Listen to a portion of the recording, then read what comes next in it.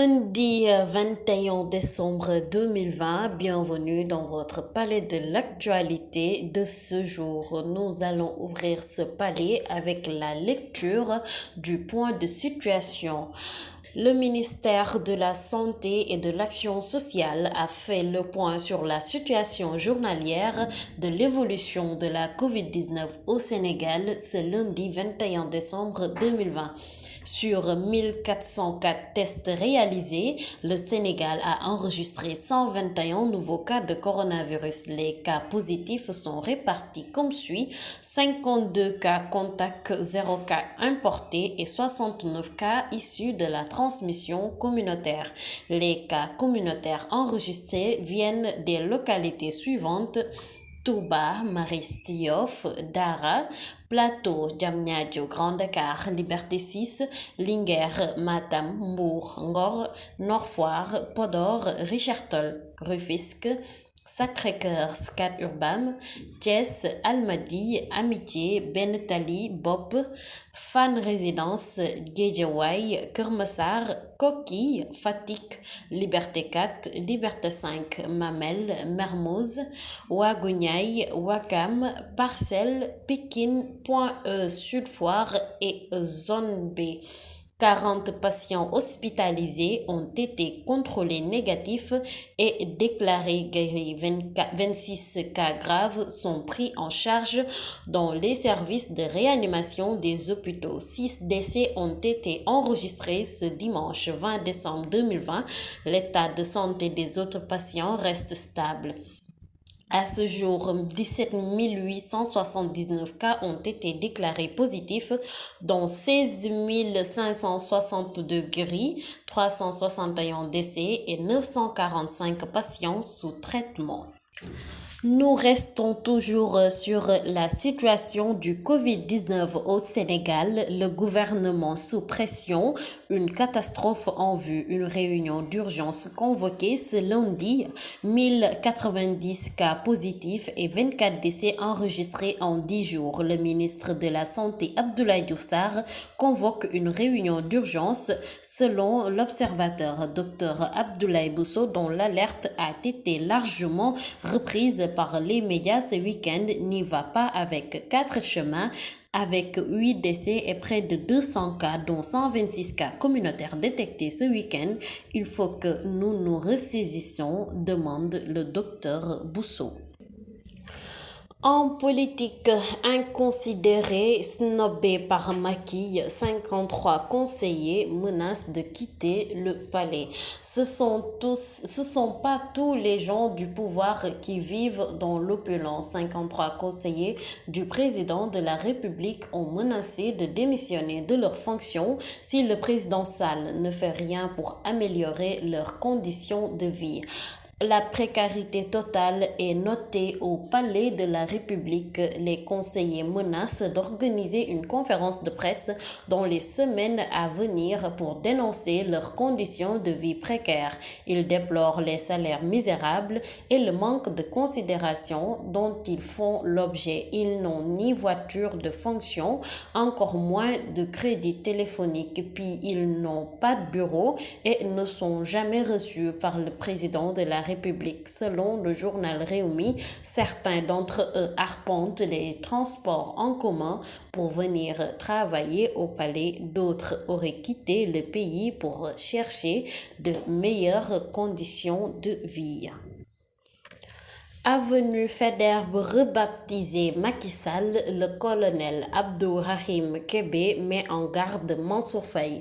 Le colonel à la retraite Abdourahim Kébé met en garde le maire de Saint-Louis qui est déterminé à baptiser l'avenue Général de Gaulle du nom de son beau-frère et président de la République Macky Sall.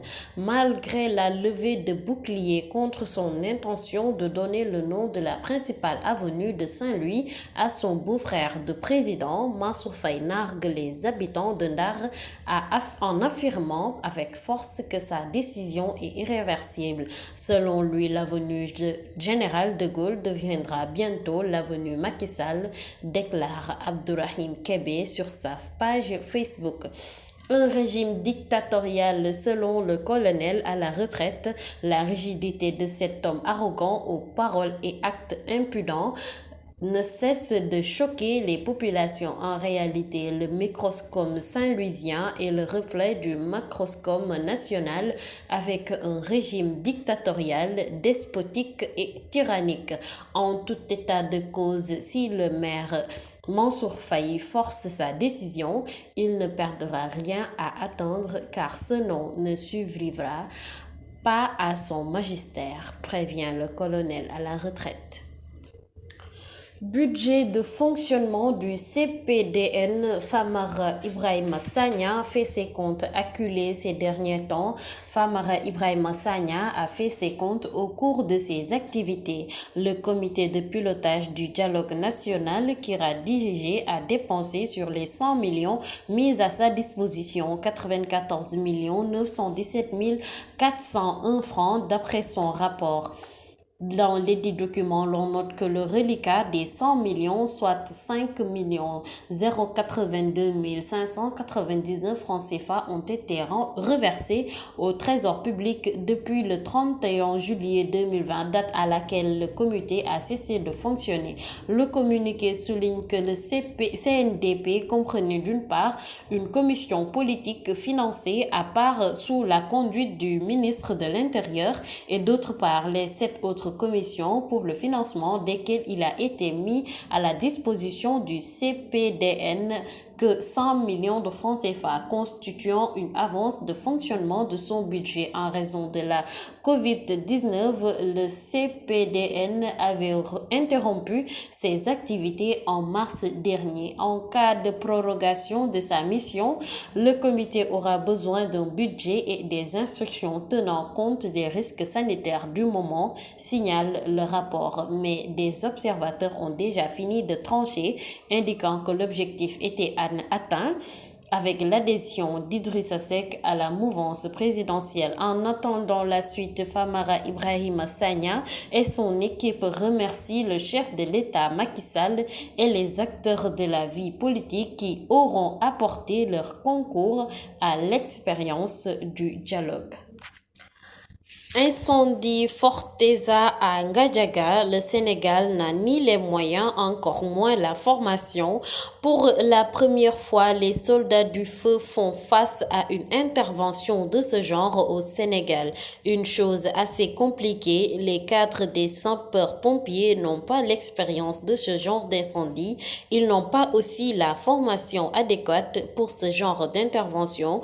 Pour ce genre d'intervention, les moyens aussi vont faire défaut, a déclaré sur RFM Amadou Kanar Diop, expert en réduction des risques et gestion de catastrophes. Donc, ils n'ont pas fait l'étude de danger, ils n'ont pas un plan d'intervention d'urgence. Les sapeurs-pompiers n'étaient pas au courant de ce qui se passe.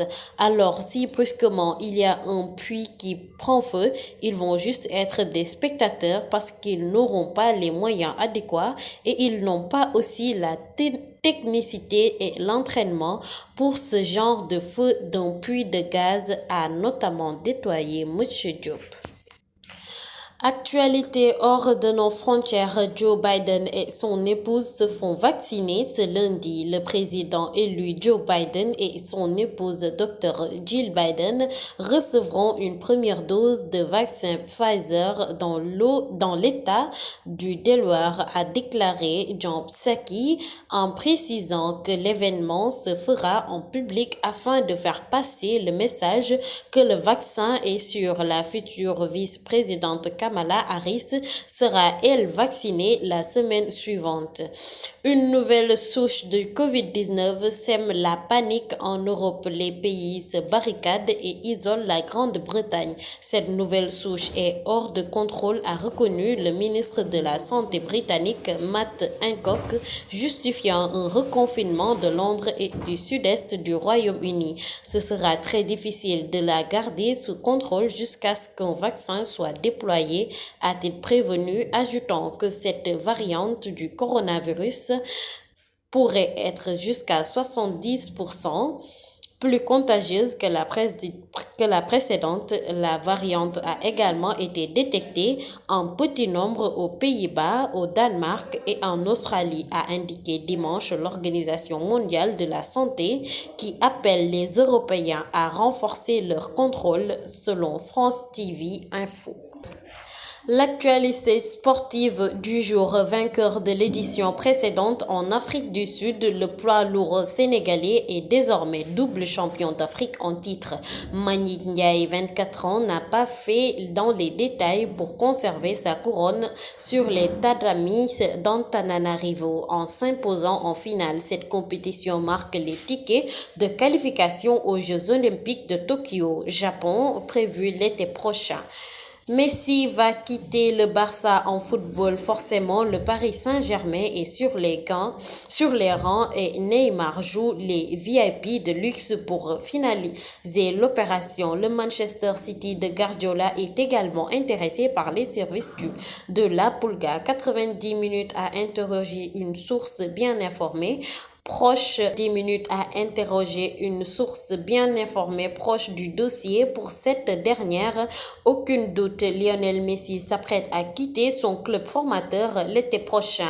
On croit désormais sincèrement que l'année 2021 verra Lionel Messi passer à autre chose. Nous savons par les intermédiaires que les exigences financières ont été changées et sont maintenant considérées comme beaucoup plus réalistes, et pour cette raison, Manchester City et le Paris Saint-Germain prennent cela au sérieux. C'était tout pour votre palais de l'actualité de ce samedi 21 décembre 2020. Bonne suite des programmes sur la Sam TV, gagnez de l'actualité et à très bientôt pour un autre numéro de palais de l'actualité. Merci.